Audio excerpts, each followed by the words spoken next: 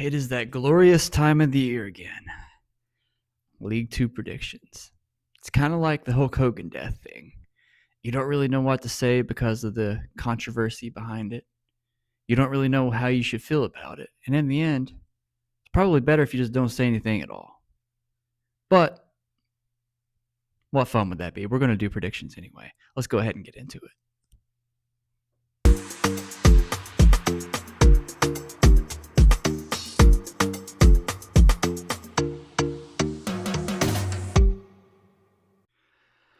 Welcome back to the channel. I appreciate you spending a little bit of your time out of the day with me. And my question for today's video is a pretty obvious one. Who do you have winning the league? And who do you have getting relegated? I'm genuinely curious to know, and I can't wait to read your comments and see if you agree with me or disagree with me. And I'd love to see some wild cards in there too. But we're going to go ahead and kind of get the video rolling because I don't know how long it's going to be. I'm going to skip the mid-tier section, and all I'm going to cover in this video is who I think is going to get relegated, who I think is going to make the playoffs, who I think is going to get automatically promoted, and I'm going to do one dark horse to look out for and one team that I think is going to lose the most traction this year. So I've got a lot to get into. I'm going to go through it as quickly as possible because just like everybody else, we've all got busy lives and things to do, but I do appreciate you watching this video. And do me a favor before we start, hit like, drop me a comment, and if you can, subscribe to the channel. It helps me out a lot, supports me a lot, and really, truly appreciate it. And I would love to get some conversations going in the comment section with you, so drop me a comment. Now, without further ado, let's get into the actual video. All right, so unfortunately, every year someone does have to finish dead last, not only in League Two, but in English football.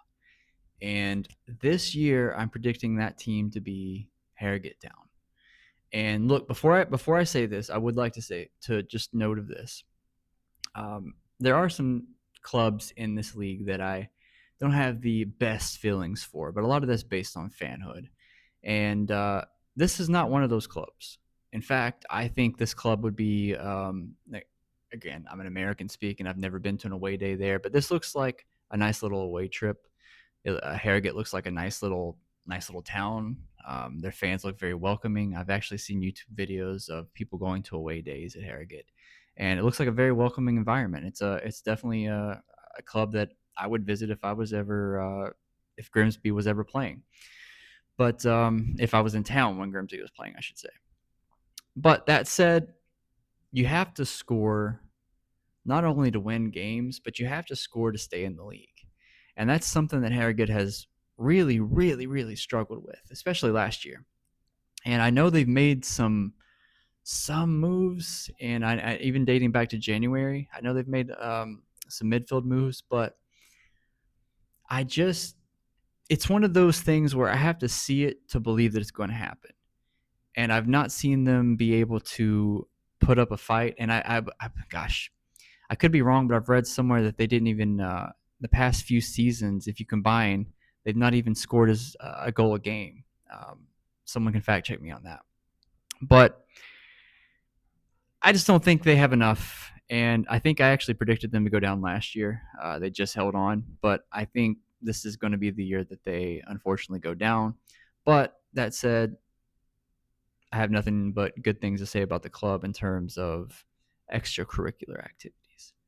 Now, the other team that I think is going to go down is Newport County. And look, they essentially had a non-existent back line last year. I believe they gave up more goals than the two teams that got relegated last year. They've got a new manager. If you look at their regression over the past, was that 4 or 5 seasons ago when they made the playoffs? But if you look at their regression since then, it's real. They've regressed every single year since then. They brought in 2 new goalkeepers, Jordan Wright and the guy from New Zealand. I can't think of his name right now. To me, there's just too many question marks around this club. They were already, I hate to say, at least in the back line, they were already kind of a shit show. So you add even more question marks. I think it's time. And it's crazy for me to say because they are one of those clubs that I do find myself rooting for to stay in the league, just because I feel like they've, at least in my lifetime, been kind of the small club in Wales. Like obviously Cardiff and Swansea always got all the attention, and now Wrexham obviously is getting a lot of it. So they've always kind of been the other team in Wales. But because of that, I do find myself rooting for them. But unfortunately, I can I can try to gloss over it all I want to, but I think they're out this year, and that does pain me to say. So those are my relegated teams. What do you think of those? Do you agree with any of those?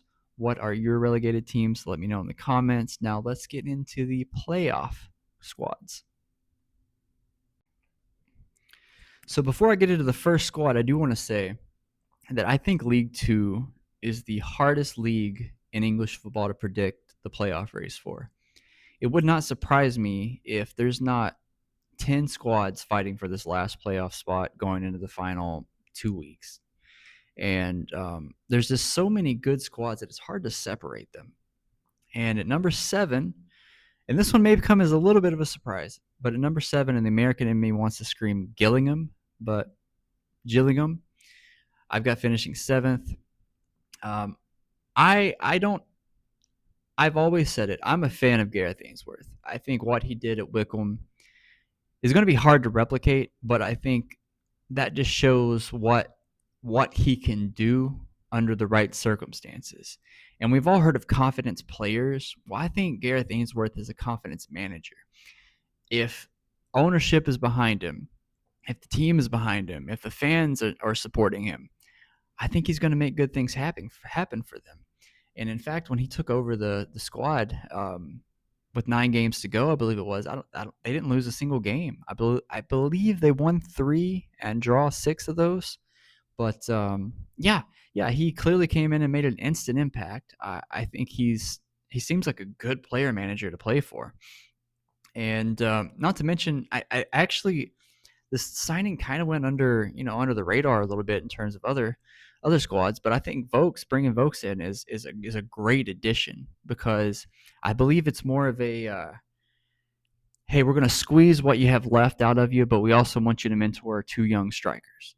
And to me, I think that's really good business.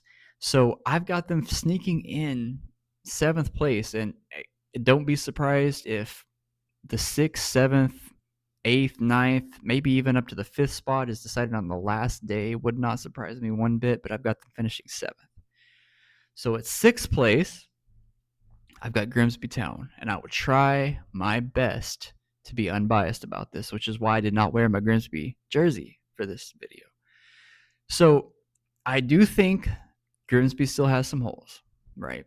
I think they are in dire need of a striker if they want to, I don't want to say an automatic spot, but an automatic playoff team. I think they're in dire need of a striker, and perhaps maybe even another steady hand as a backup goalkeeper.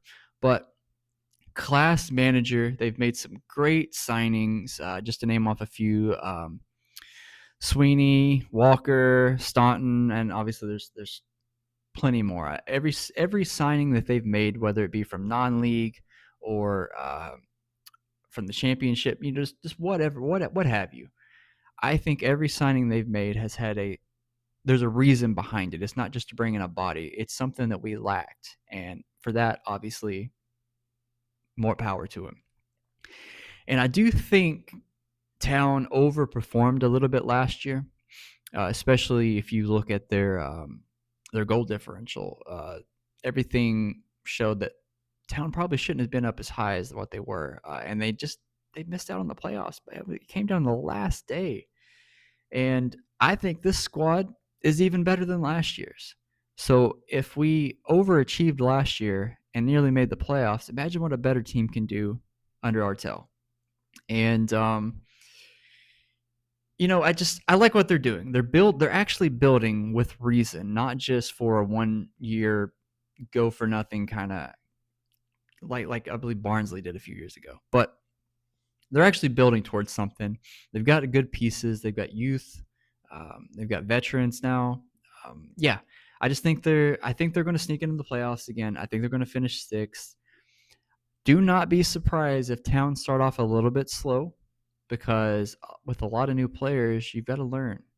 They've got to learn each other's styles, tendencies, and everything like that. But do not be surprised if towns start off a little bit slow and then slowly build up. And then toward the end of the year, hopefully, they go on a big run. And which, you know, whether or not that leads to promotion, we'll see. But obviously, I want to see it lead to promotion. Now, moving on to number 5, I've got Swindon Town, and a name that I'm, for obvious reasons, feel a type of way about, which is Ian Holloway. But I do think he's landed in the perfect spot. He's found a home. I believe they scored the most goals in 2025 thus far, dating back to, obviously from January to the end of the season. I believe they were the highest scoring team. They've got a squad that had a lot of retainment from last year, and they brought in a lot of good mix of signings from veterans and some young guys. And I don't know if it's Tabor or Tabor. I believe Holloway said Tabor. So we're gonna go with that. I'm really interested to see what he's gonna do in League Two, going up to League Football. Let me know in the comments. Over or under 10 goals for Tabor. Again, don't know how to say it. Over under 10 goals for the goal scoring machine in the National League. Let me know. So the last squad that I think is going to round out the playoffs in the positive direction. Positive direction? I don't know how to say that. The team is going to miss out on automatic promotion, but be the best on paper playoff team. I think it's going to be Barnet. And I know that's kind of seems maybe a little bit out of left field. But if not for Wrexham, their just domination the past few years in the National League, I think we'd be talking about Barnet a lot more. Pretty much name any kind of stat, they were number 1 in the National League last year. And plus, I'm calling it the Bromley effect. Because Bromley last year they had the EFL League Two Golden Boot. They looked really good. They overperformed by all means by most people. I don't think anyone going into the season had Bromley finishing as high as what they did. And I think that's going to be a case for Barnet, except I think Barnet's a lot better than Bromley last year. And what I mean by that is you go into a promotion. National League promoted teams tend to do decent in their first year. And I think a lot of that has to do with the fact that it's I think year 2 is a lot harder than year 1, and you're gonna have some guys step up that are gonna come out of nowhere. And I think they've got some good players too, like Glover, Kanu, Steed. I just like the squad, and honestly, it's cool seeing the Bees back in the league. Fun fact for you: back when it was called FIFA, the career mode that I played the longest, because I have this just urge to start career modes and then never finishing. The career mode I played the longest, I believe, was FIFA 17 or 18. It was with Barnet, and I made it all the way to the Premier League. Don't think that's going to happen, but I do think they're going to be a playoff team, obviously, and they'll be a fun team to watch next year. Now, what teams do I think are going to get automatically promoted? Let's find out. The first club that I have getting an automatic playoff spot is a newbie to League Two, and I don't think they're going to be a newbie to League Two very long, and that is Bristol Rovers. And I've got them going right back up. Daryl Clark is the right choice to lead Bristol back up. There's too much quality on this club left over from last year, as of right now anyway. There could potentially be some moves still made, but right now there's just too much quality on this club to not be one of the top 3 teams in my opinion. So I've got them finishing 3rd. At number 2, I've got Chesterfield. And I know this kind of contradicts everything I said earlier about year 2 being more difficult than League 1 for a team that goes up to League 2. But I think this is an exception. And if you take away the injuries from last year, just the amount of injuries they had, I don't even know if they'd be in League Two right now. And even with all those injuries last year, they were still a very good team that almost got promoted last year. So they've got identity, they've got leaders, they've got a backbone. Paul Clark, their manager, has, if I'm not mistaken, has won over half of his games he's managed at the club. And I think that obviously that dates back to their National League campaign. But yeah, he's done a very good job there.